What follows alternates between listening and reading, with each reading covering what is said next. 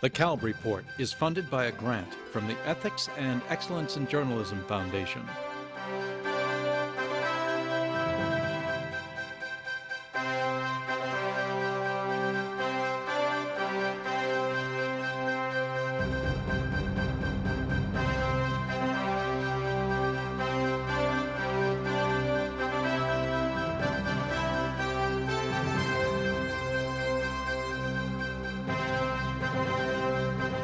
From the National Press Club in Washington, D.C., this is the Kalb Report with Marvin Kalb.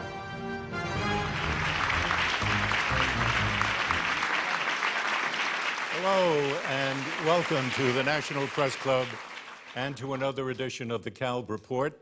I'm Marvin Kalb, and our program tonight is Remembering a March, a Movement, and a Dream, meaning the March on Washington for Jobs and Freedom, as it was officially called 50 years ago, on August 28, 1963. The civil rights movement that once dominated our headlines and began to touch our national conscience. And the I Have a Dream speech by Martin Luther King, one of the most powerful resonant speeches in American history. Many feared the march would turn violent, but it was, in fact, amazingly peaceful.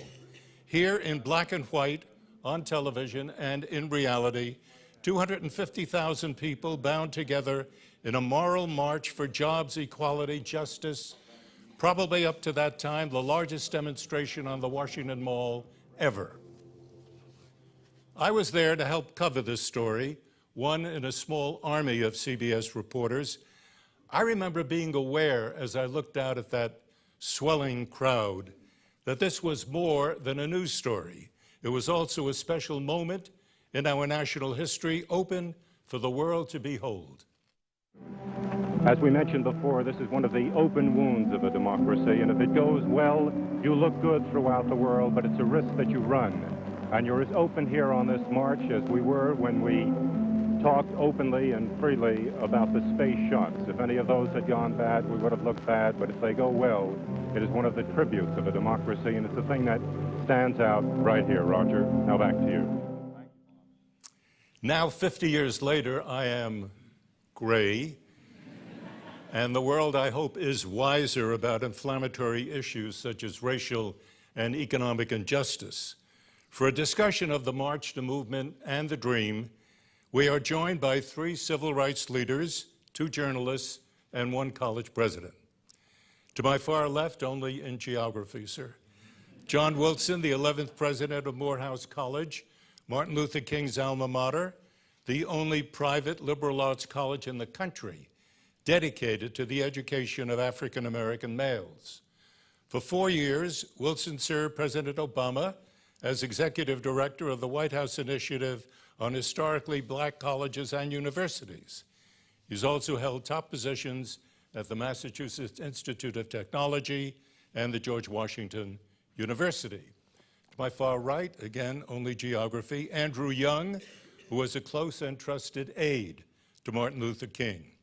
Young helped organize the March on Washington.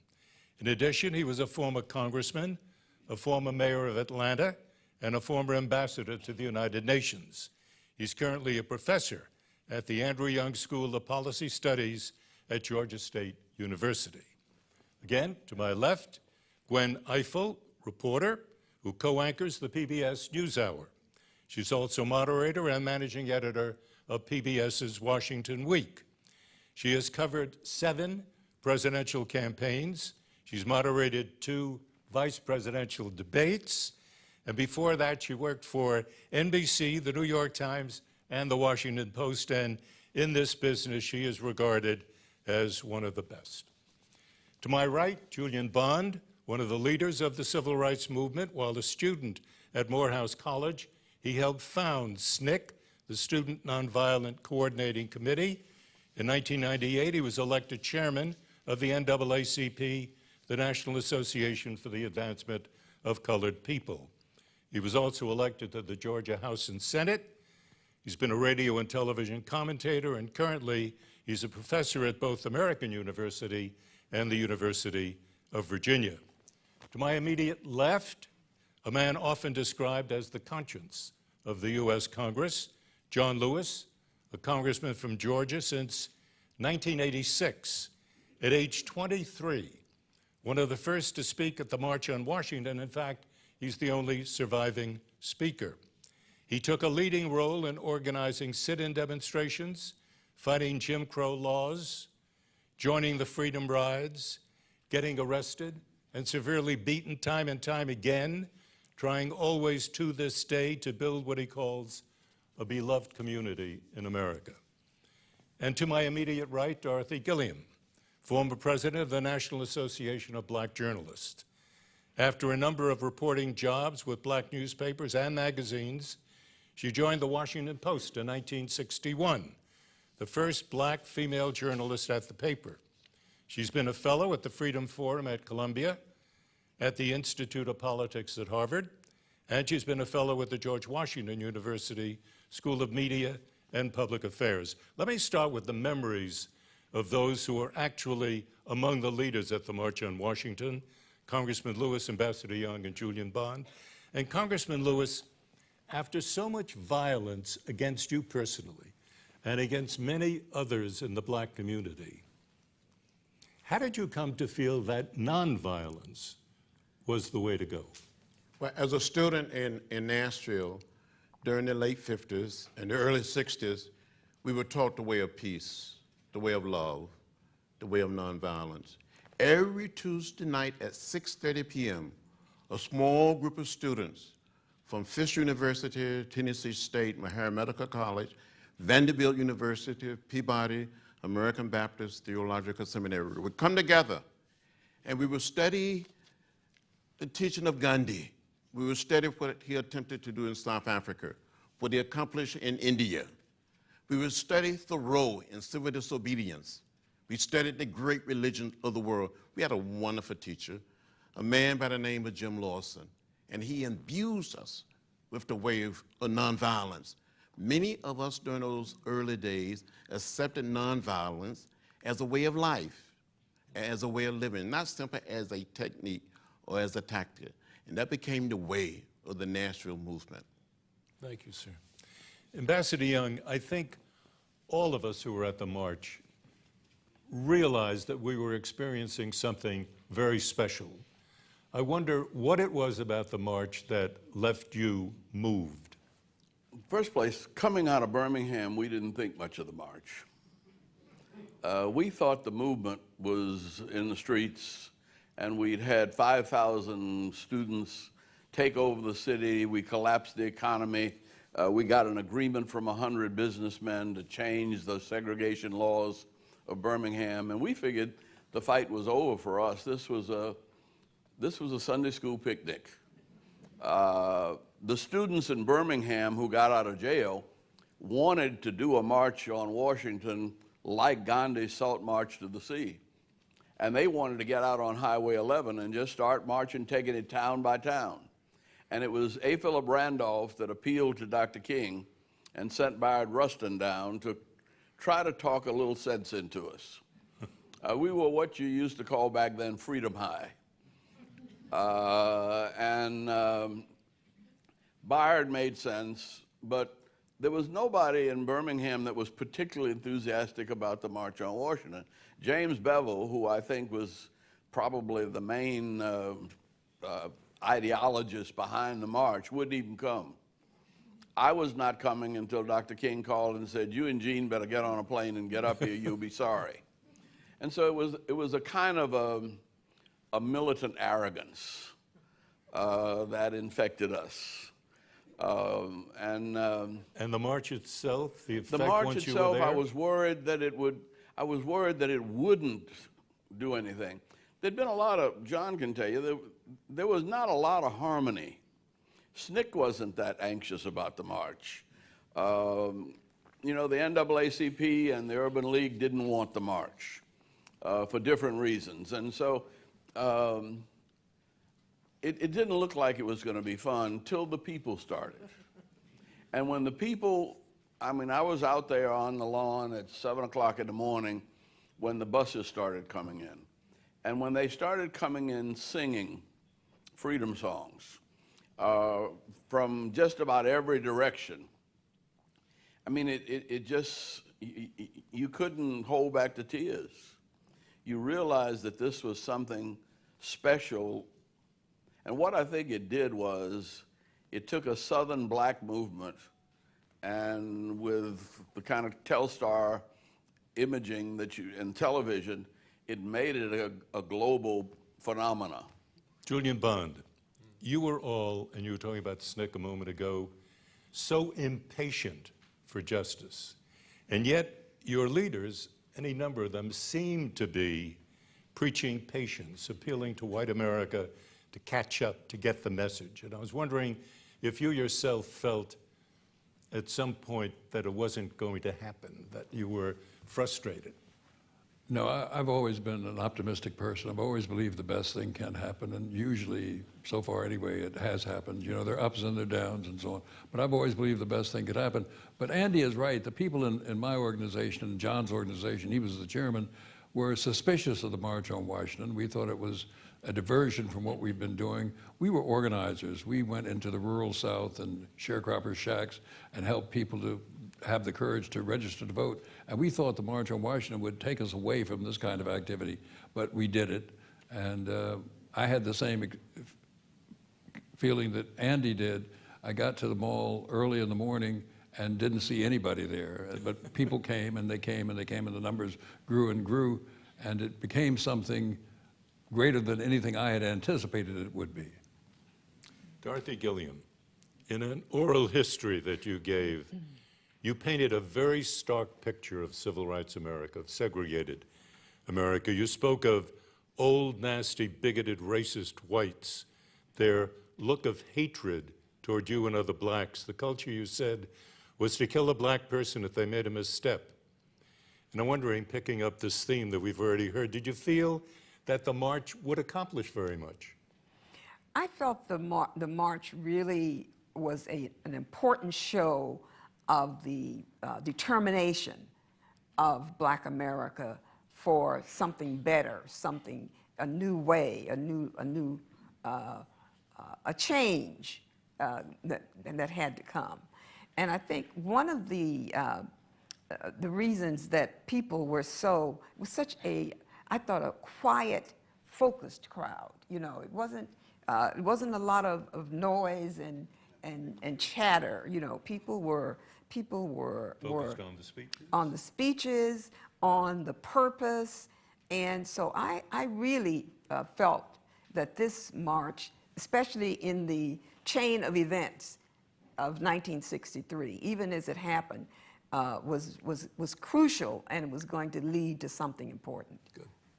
Gwen Ifill, if I'm not mistaken, you were a little girl living up north in relative security.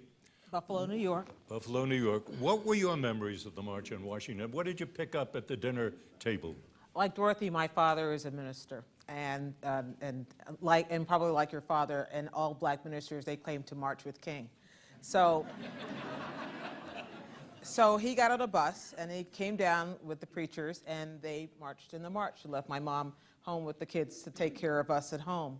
But we were the kind of family that were sat in front of the television all the time and were made to watch history as it unfolded. It's probably why I'm a journalist today. We were not allowed to go out and play if there was news happening. And in this case, we saw us. We saw our expression. We were probably too young to fully understand what that meant, but we knew it was important, and we knew that somewhere out there, Dad was there. So there had to be something to this. And to me, the interesting thing about the march is that was 20 years in the making, and that 50 years later, we're still assessing whether the demands that were made were met. Because there were demands. It wasn't just a picnic. It wasn't just a rally. It wasn't just a series of speeches. There were a set of goals, and things that are measurable. I talked to Taylor Branch today about the march and of course he's the historian who wrote the trilogy about the civil rights movement. He talked about how America has moved in 50-year blinks when it comes to talking about race and segregation and civil rights, from James Madison to Abraham Lincoln and the Gettysburg Address to Woodrow Wilson, who rolled back progress by segregating the federal workforce, and then to the march. And when you start looking at the way we have evolved over time, it's not just a march. It's that in 1963 and 1964, in part because the march changed the way people looked at the movement, Lyndon Johnson was able to pass a civil rights bill within a year and a voting rights bill the following year. And this is something, and John Kennedy's heart was changed because, as John Lewis mentioned to me, he wasn't feeling this at all until the Big Six went into his office and told him, you have to feel this, we're going to do it anyway. So when you watch how quickly things evolved and how slowly things changed now, it's remarkable to look back at that time and see how much happened in such a short, and changing hearts and minds as well as laws. So what you're saying, I think, is that the march had a profound effect on the legislation that followed within a year or two, right? It did, and it had a tremendous effect on people who didn't realize the scope of the problem or the issue because it didn't affect them. Now they could look at the, as Joan Baez called it, the salt and pepper faces in the crowd and connect.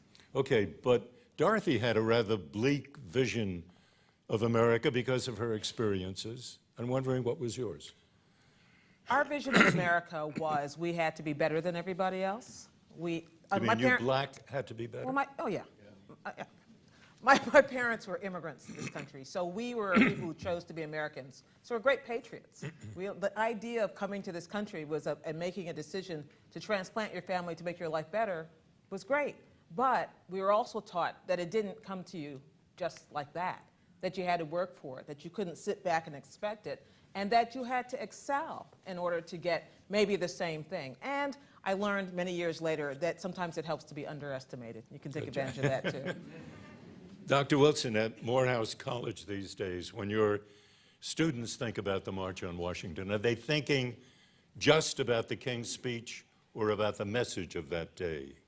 I think they think about both, but I need to tell my story too. I'm a preacher's kid. Oh my goodness! Is there anybody here And a who preacher? was not a preacher's kid? Okay. I'm a preacher's kid. And I was but 5 or 6 at the time of the march, and my father, as a minister, was there, and more than that, my grandmother was there, and my grandmother had ridden the shoulders of her mother to go hear Marcus Garvey, and then she showed up at the March on Washington. It's very powerful. So I heard a lot about it, heard those stories, and those stories are still alive and well on the campus of Morehouse College. There is an investment in the peace and justice tradition at Morehouse, and I stand on the shoulders of the giant, Benjamin Elijah Mays, who had so much to do behind the scenes with everything that we're talking about today and celebrating this year. It's probably an impossible question, forgive me, but do you see another Martin Luther King among your students? Well, I sure hope so. We are certainly trying to shape the Morehouse undergraduate experience to produce the Martin Luther King of chemistry, the Martin Luther King of biology, and a number of other fields, and still another Martin Luther King of peace and justice and nonviolence. Congressman Lewis, on the day, forgive me, I'm sorry. I sort of decided we had the first white president of South Africa after Mandela at Morehouse last year. I mean, there was a kid who'd been there 4 years from South Africa who was white, who totally immersed himself into everything about Morehouse and Martin Luther King, and it was obvious that he was preparing himself to go back to Africa. We also have 10 students from Zimbabwe that were sent by a Zimbabwe businessman, paid all their way, a black Zimbabwe businessman. He sent also 10 women to Spelman because he said he wants the next generation of leaders in his companies in Africa to have an African-American experience. Congressman Lewis, on the day of the march, you had to edit your speech to sort of tone down some of its more passionate demands in order, I gather, to satisfy some of your more cautious colleagues. As you look back upon that now, do you think you made a mistake? Should you have kept to your original demands? No, the speech, and Julian Bond can tell you much more about this because he was our communication person. and he had made advance copies of my speech available. But it was a strong speech. President Kennedy had proposed a civil rights bill. In my original text, I said the bill proposed by the president is too little and it's too late.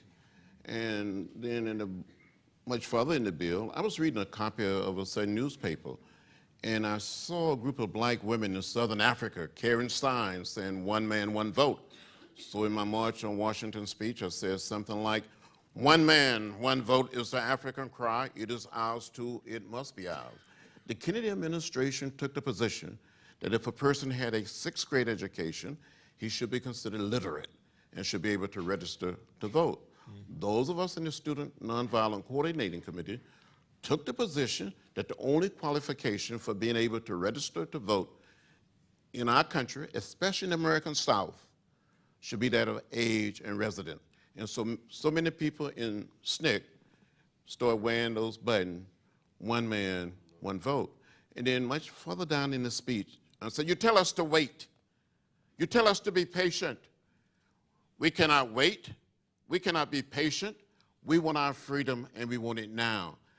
We had prepared a speech that represented the feeling and the attitudes of the people that we were working with, but also the young people that made up the Student Nonviolent Coordinating Committee. And at one point I said, "Listen, Mr. President, listen, members of Congress, you're trying to take the revolution out of the streets and put it in the courts." And I went on and on and on in a speech and said, "We are now involved in a serious revolution. The black masters are restless." I was just picking up something that Ifill Randolph had said, and they wanted me to drop reference to revolution. And Mr. Randolph said, "There's nothing wrong with the use of the word revolution. I use it myself sometime."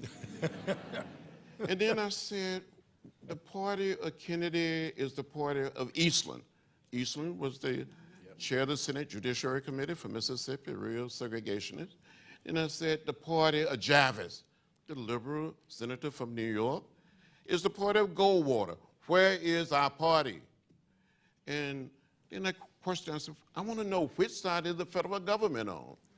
And near the end of the speech, what people really didn't like, the Archbishop of the Diocese of Washington was supposed to give the invocation, and he threatened not to give the invocation if I didn't change it.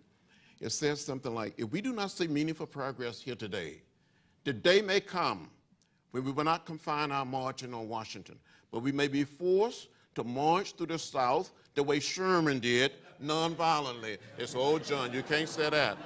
That's inflammatory." So Ifill Randolph and Roy Wilklin and Walter Ruth and some other people came to me. And so Mr. Randolph, a principal man, wonderful man, and he said, "John, we come this far together. Can we change this?" And Dr. King came to me and said, "John, that doesn't sound like you." So I couldn't say no to Ifill Randolph and no to Dr. Martin Luther King Jr.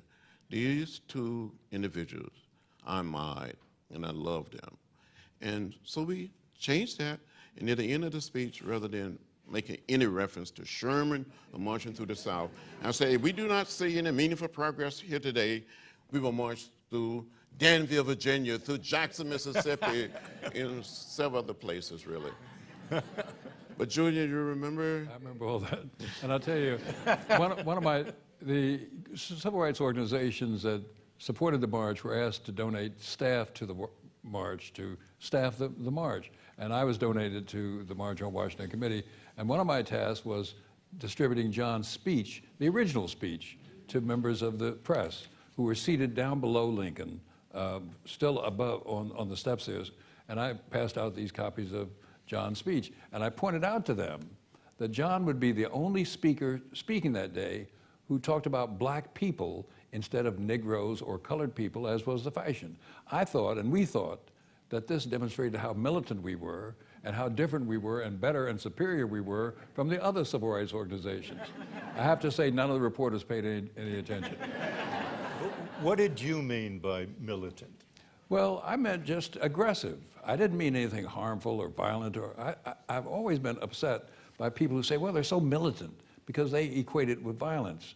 It's not necessarily equatable with violence. It just means somebody who's aggressively in pursuit of his ideas. And that's whom I thought we were. We thought we were more militant than all the other groups gathered there.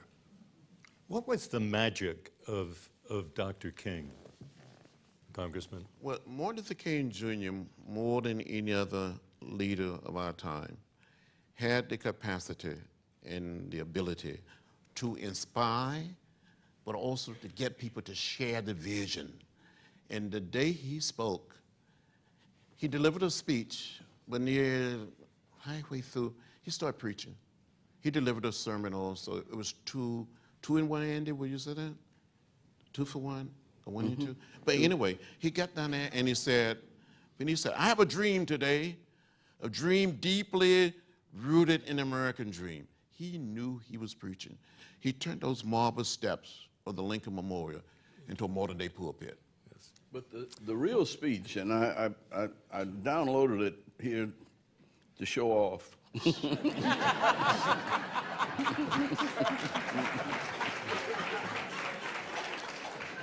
But You've succeeded. In a sense, we've come to our nation's capital to cash a check. When the architects of our republic wrote the magnificent words of the Constitution and Declaration of Independence, they were signing a promissory note to which every American was to fall heir. This note was a promise that all men, yes, black men as well as white men, would be guaranteed the inalienable rights of life, liberty, and the pursuit of happiness. It's obvious today that America has defaulted on this promissory note insofar as its citizens of color are concerned. Instead of honoring this sacred obligation, America has given the Negro a bad check, a check that has come back marked insufficient funds.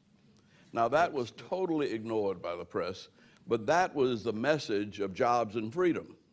Right. And that's still the message. What I'm always curious about, and this is, let me just put on my reporter hat for a minute, is over the years, when most people think about the March on Washington, they only think about the dream speech and that part of the speech. They don't think about anything else that King said in that speech, and you're right, he said a lot harsher things than anybody talks about. They don't even know who Bayard Rustin is. They don't know all the other things that happened that day, including the absence of women on the stage on purpose.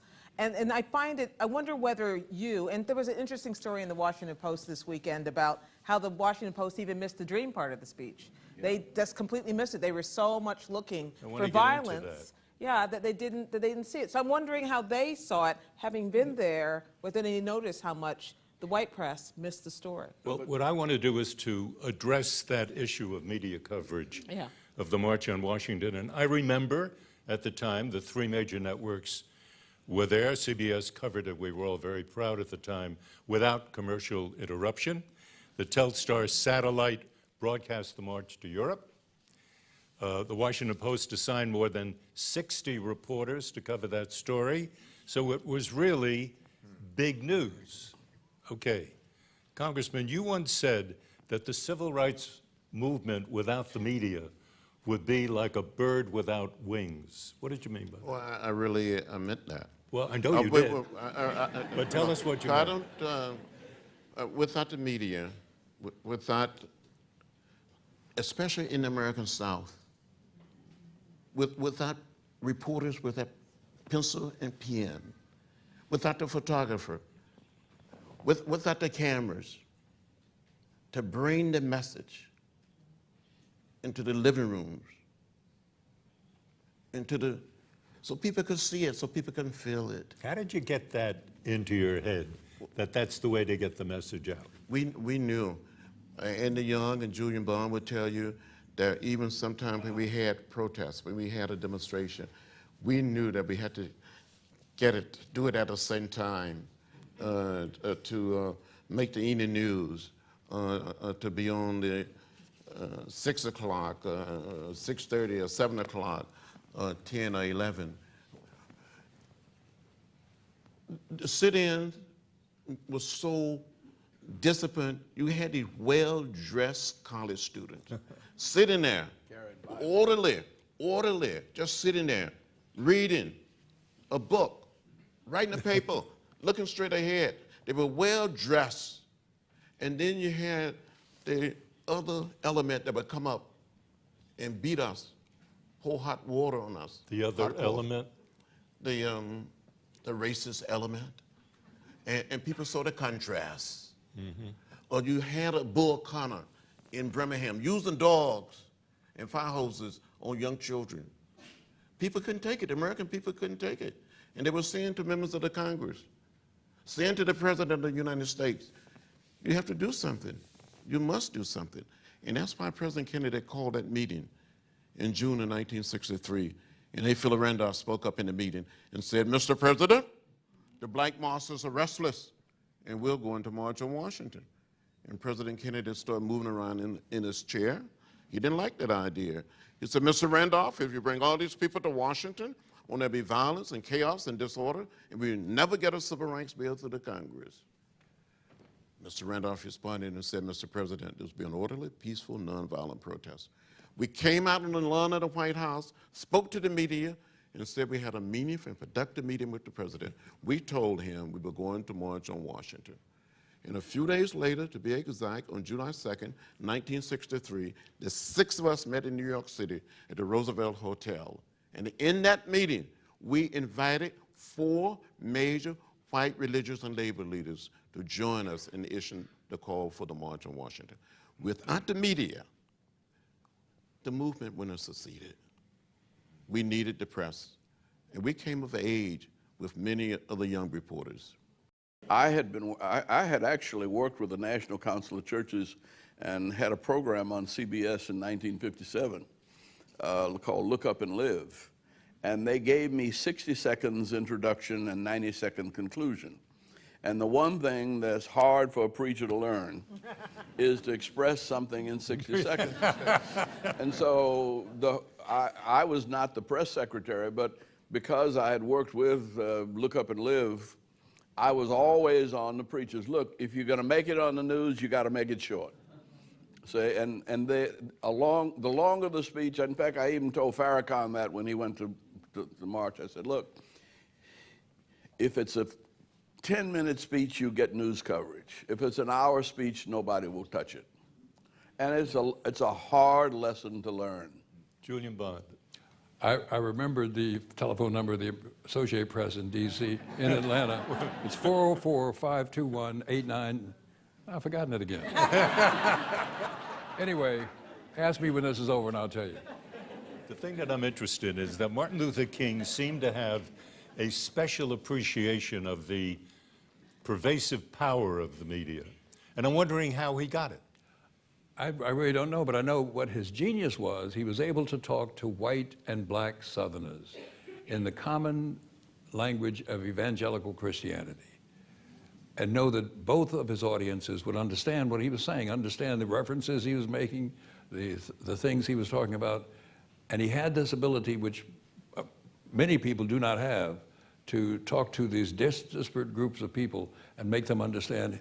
And the beauty of the March on Washington and his speech was that he's speaking to this large number of white people who had never seen a black person speak made an entire speech, never seen that before. And all of a sudden, here's this articulate man who is explaining why we're marching, why we're protesting. This is why we're doing it, because we don't like these things that are going on. And these things are this, this, and the other thing. And he made it so clear and so plain that you could not help but say, gee, you know, he's making a real argument here, and I think he's ought to be listened to. He was making much more use of the Old Testament than the New Testament, though. And the Old Testament prophets, when he really got to preaching, he was talking to Isaiah and Jeremiah. So the Jewish rabbis and the Jewish congregations, and the whole narrative of freedom was we had been locked in the slavery of Egypt. And we'd wandered around in the wilderness of segregation for 40 years, and we were about to enter this promised land of creative integration. I mean, that was not Christianity, that was Judaism. And the Jewish community was bombed in the South just like we were, and as they were in South Africa, so that it was it was an ecumenical movement in the best sense of the word. And the presence of Abram Heschel on the front line in Selma with the Greek Orthodox Archbishop and Ralph Bunche, you know, and Walter Reuther. I mean, this made it a human rights struggle, and not just a black struggle. Dorothy, you worked for the black press while covering a number of the hottest stories in the South. How, in your experience, was that different from working, for example, at the Washington Post? Well, one of the major differences was the difference in resources that we had at the Washington Post. Most of the smaller papers certainly had limited resources. But what they had, for example, I worked for a short time for the Tri-State Defender in Memphis, and that allowed me to go over and be a part of the coverage of the Little Rock 9. And the editor of that paper was beaten while he was trying to cover that story because they mistook him for a parent.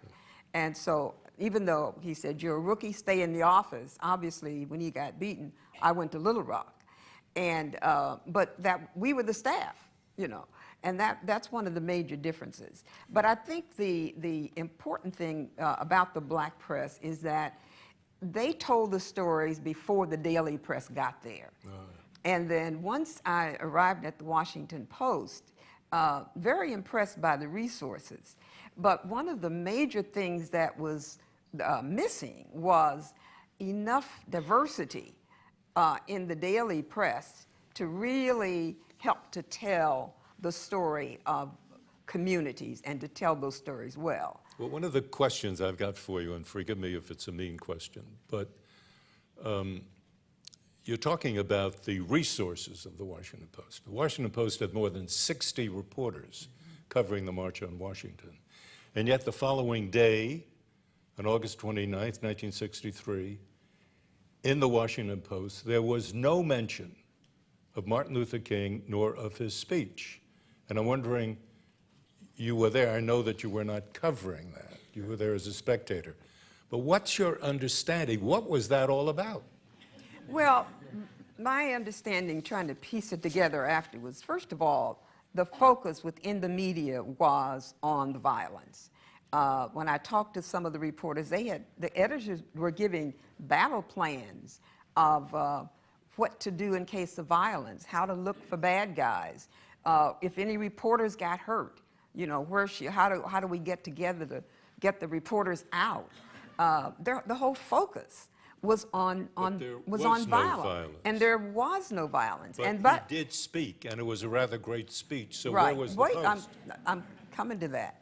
And this has to be speculative because I wasn't there. But I believe, you see, if there had been, you know, more racial diversity, if there had been a black editor among the people making the decisions, and I don't want to knock my old paper because I love the Post and the people who run there, but you know, the fact is there were 3 black people on that on the whole staff. None of them decision makers. You know, I was on maternity leave. The other 2 men, I'm sure, were part of the coverage. But when newspapers make decisions when people sit around a table and talk about what the news is. You know, what goes on page 1, what goes on inside. Yeah, and I think if there had been more diversity around that table, where somebody could have spoken the importance of that speech, that would not have that remains true today too. I mean, that is the problem here. When you can talk about how terrible it was in 1963, but in fact, newsrooms are not that much more diverse now, especially when it comes to decision makers, people who have the sensitivity to see the story, no matter what the story is, as it unfolds in front of them, and that is also a loss all this time around. I think the bottom line is there was a decision made then, as there are decisions made now, about what is fit to print. And somebody made a decision in '63 about whether that was fit to print. And they said it wasn't worthy of the attention, and the Post recently apologized for that. It was but we're saying that part of the reason the decisions are made is because you need more people around the table. And the reason that's relevant, to pick up on your earlier point about the 50 years and about some of the things that Dr. King was really demanding, such as end to poverty, et cetera. At this moment, as our country gets browner, the media gets whiter. I mean, we are actually losing diversity within media. Right now, there are only about 12% of people of color in the press today. Marvin. That includes Asian Americans, Latinos, Native Americans, and African Americans. So, Julian? Let me read something about the preparations the city of Washington, the Kennedy administration made for the march, and you'll see these racist notions of what black people will do if they gather together. All elective surgery in the area's hospitals was canceled, freeing 350 beds for riot-related emergencies. 1,900 of Washington's 2,900 police officers worked 18-hour overtime shifts instead of their normal 8 hours. In the event of a riot, a policeman or a National Guardsman would be stationed on every street corner in downtown Washington's business district to guard against looters. They deployed 200 scout cars, 86 motorcycles, 20 jeeps, several police helicopters, 23 cranes to move broken down or disabled buses. Local judges were placed on round-the-clock standby. 350 inmates were evacuated from the district's jails to provide space for disruptive protesters. 2,400 National Guardsmen were sworn in as special officers and given temporary arrest powers. The Guard made over 100 doctors and nurses available. Government offices were shut down.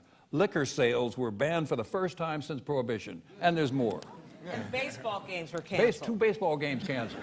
2 baseball games canceled. I mean, this is a notion of black people as troublemakers. You can't have 100 black people gathered together, and they're talking about bringing thousands to time. What a terrible thing that would be.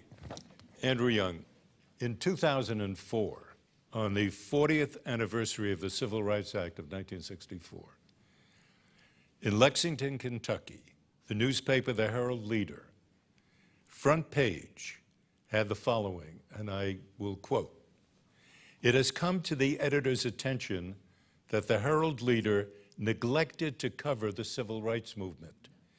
We regret the omission." Close quote. Using that as a takeoff point, what was your judgment, you touched on it earlier, of the white coverage of the civil rights movement? Because I remember that there was a very distinct difference between local television coverage and network coverage. That if you were in the South and you were watching the local news first and then the network news, you would see 2 different kinds of coverage. The local news was extremely sympathetic to the white end of the argument, and the networks began to pick up the message of the civil rights movement. But it was 2 things. And I'm wondering, from your experience, did you come upon this often? All the time. Often, all the time. All the time. And one of the reasons why we didn't mind the fact that we were bugged was we wanted people to know actually what we were doing and saying. Because they were, a lot of the press, and including the New York Times and Washington Post, a lot of them were getting their tips from the FBI and the GBI. Once we got a little past 63 and 64 in St. Augustine, when the mob turned on the press, and in Mississippi when people like Paul Good got fired by ABC because he would not cover the fact. ABC was still running the story, forgive me, that these 3 civil rights workers were hiding to get attention. And Paul knew that they had been killed. And he lost his job for that. And so I had to pull Nelson Benton, whom you remember, out of a mob in St. Augustine. To save him. To keep him from being beaten up. A Danish reporter got hit in the camera eye by a baseball bat, and it knocked his eye socket out. I mean, it was ruthless and brutal against the press. Now, that was not the northern press. I mean, that was the national press. But the written press never quite believed what they saw. And when we had Wyatt Walker used to have press conferences at 9 o'clock in the morning to tell them what we were going to do. And then the demonstrations would start about 10:30, and then at 1 o'clock, we'd tell them what we did and why we did it, and we'd answer questions, and the news would be gone. But they'd still make up, they still had angle. They could not believe that Martin Luther King was as honest and decent and as much of a selfless man as he actually was. Thank you on make that. just one Please, point. please. In 1961, on May 20th, 1961, when we arrived in Montgomery, this was during the Freedom Ride, at the Greyhound bus station. The police department withdrew, and there was someplace else, just didn't show up. And an angry mob met the bus, and the first people to get near the bus were members of the press. And these reporters were just beaten, just bloody. The cameras destroyed, their pads. And I can remember the name of some of the individuals that I got to know very well. And then after they beat the members of the press, they turned on us.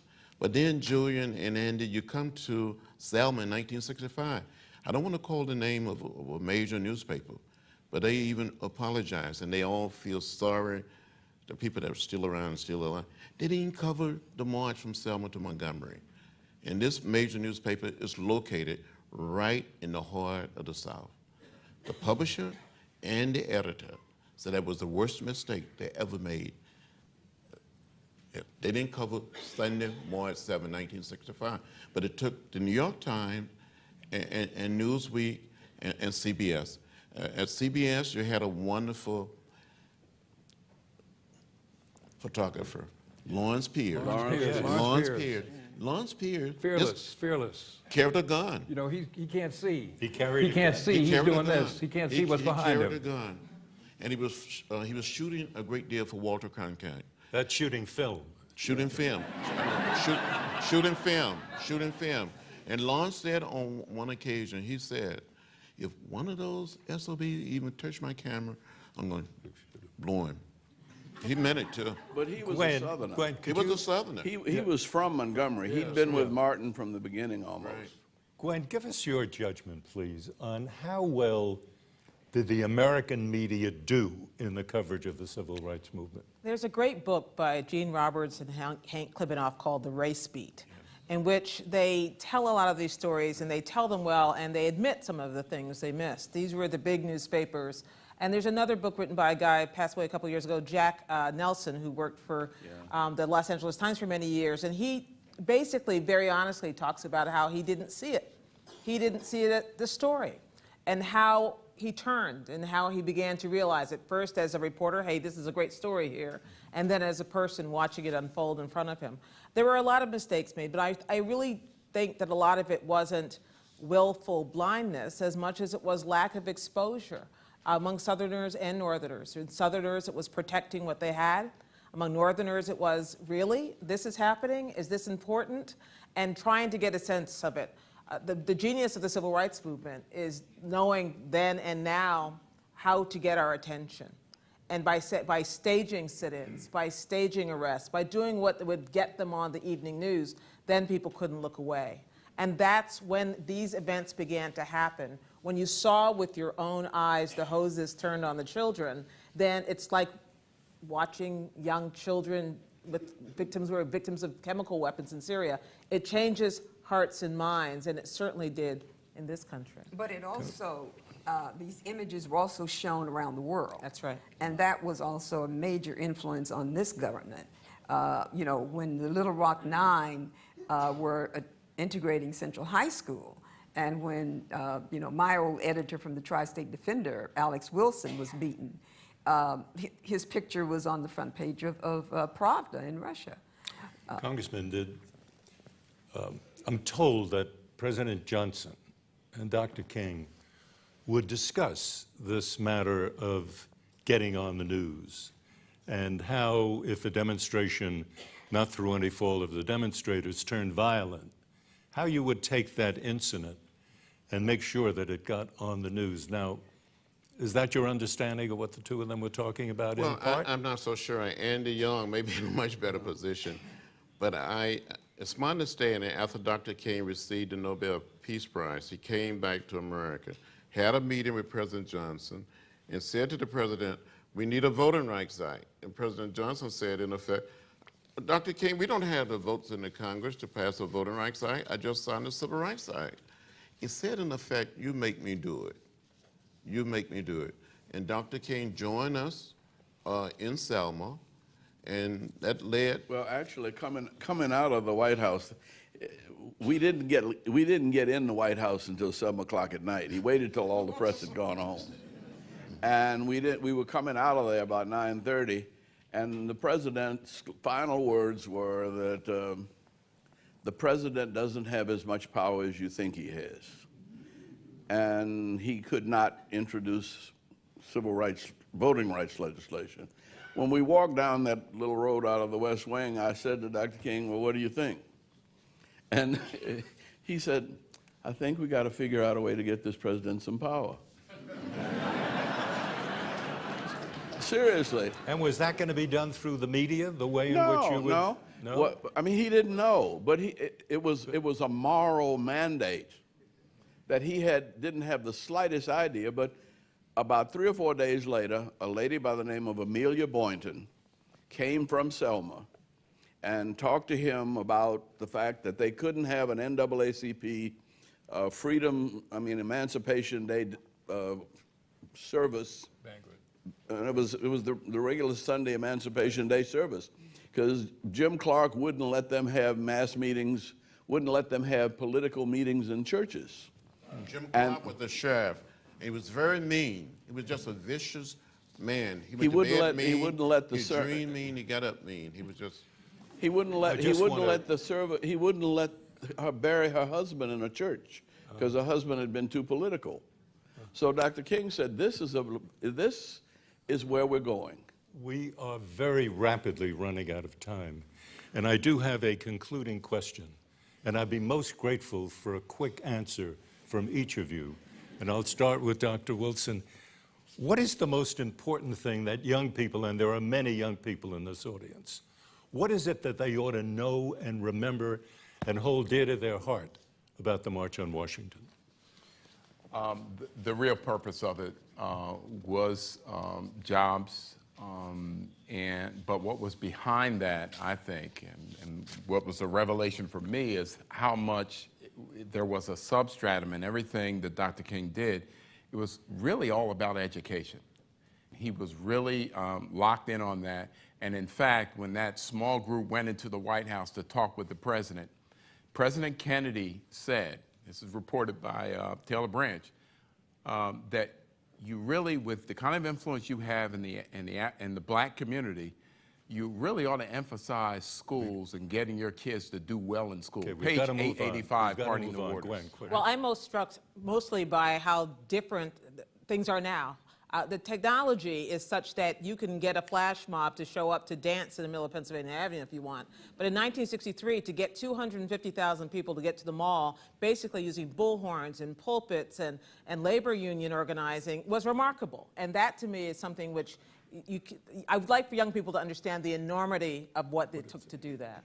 Congressman In a Lewis. very short time, a group of people came together because they believed in something. And they put together the most unbelievable moment in American history. Dorothy. That for the legacy of the March on Washington to go forward, for the young people who want to be journalists, to really see that they have an obligation to cover poverty, to cover race, go deeper and find the real stories. Julian. We're missing the PBS video documentary on the march tonight because we'd rather be here. But it'll be when online. you look at it, look at it and see the people who came to the march. These are ordinary men and women. They're dressed like they're going to church, and they believe they're going to church. Andrew. I think that the world came together around an idea that all men, and we soon added women and children, gay, lesbian, are created equal, and that it created a human rights movement that Fellow must continue. panelists, I'm really terribly sorry to say, but our time is up. And I want to say thanks to everyone in this packed auditorium. I want to say thanks to all of you on the internet, on radio and television. I want to say thanks to our splendid panelists. And I want to say thanks to Martin Luther King, who wrote from a jail in Birmingham, Alabama, a little more than 50 years ago, words that applied then and apply with equal power today. Injustice anywhere is a threat to justice everywhere, he wrote. We are caught in an inescapable network of mutuality, tied in a single garment of destiny. Whatever affects one directly affects all indirectly.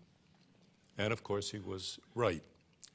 When I covered the march 50 years ago, I felt that I was involved in something much more, much larger, much more important than a news story, and I was. It was a huge moment in American history. And that's it for now, ladies and gentlemen. I'm Marvin Kalb, and as Ed Murrow used to say many, many years ago, good night and good luck.